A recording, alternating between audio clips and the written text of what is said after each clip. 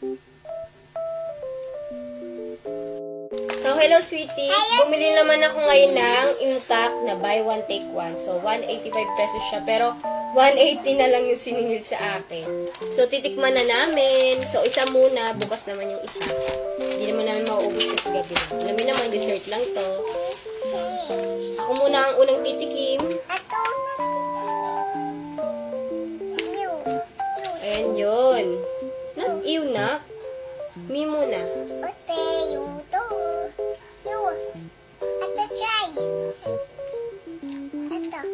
Sarap niya. Malagkit nga siya.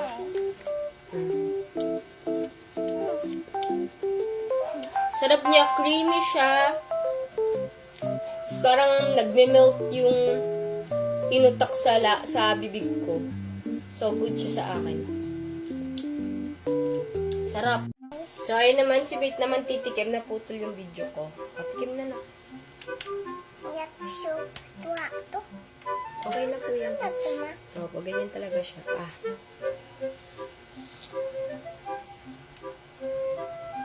Ngayon naman si Tito SJ naman ang titikim. Tikim ka na ta. Sige na, pakuhain mo po si Tita para matikpan niya po. Madami po iyan. Ito po si Papa. Ito amin.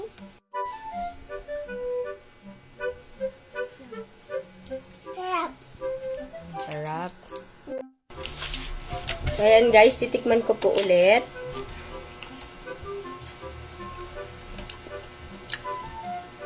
Ano talaga, nagme-melt talaga sa bibig. Hindi siya ganun katamis, sakto lang, kaya hindi ka talaga mauumay. For 185 pesos, sulit na sulit siya guys.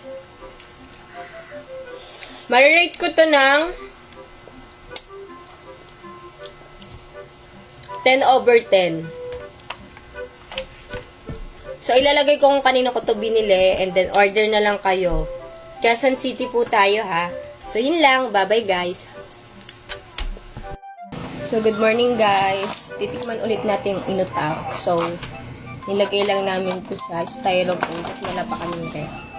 So, ayan, titikman natin kung ganun pa rin yung consistency niya or ganun pa rin siya kasarap. Let's try.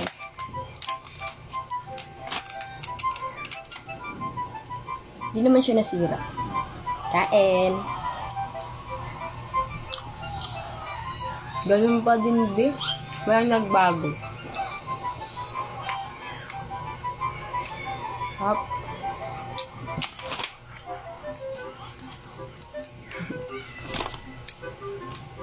So, kakakain ko lang ng kanin. Nag-almusal na ako. So, 8:43 na. Ang aga magising. Pinagat pa ako ng langgam. Ano ba naman yun? Nak, gusto mo, Nak? Kain po tayo. Tikman. Ganun pa rin. Sarap. Dito.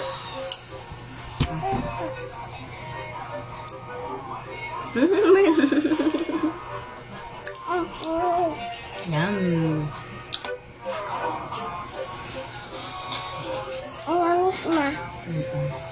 Lagay natin yun sa ano, diba? Sa may styro. Para hindi siya masira. Okay na. Naman siya nasira.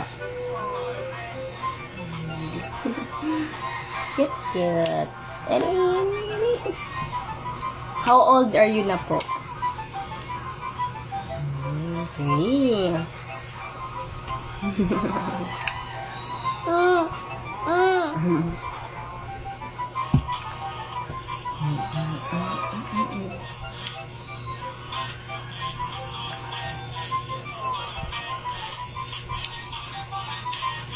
Nanonood siya guys. Hop.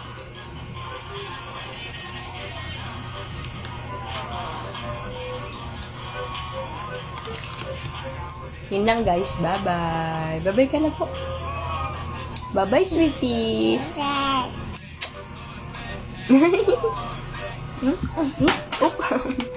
It's okay. Dapat wala po sama. Wala. Wala.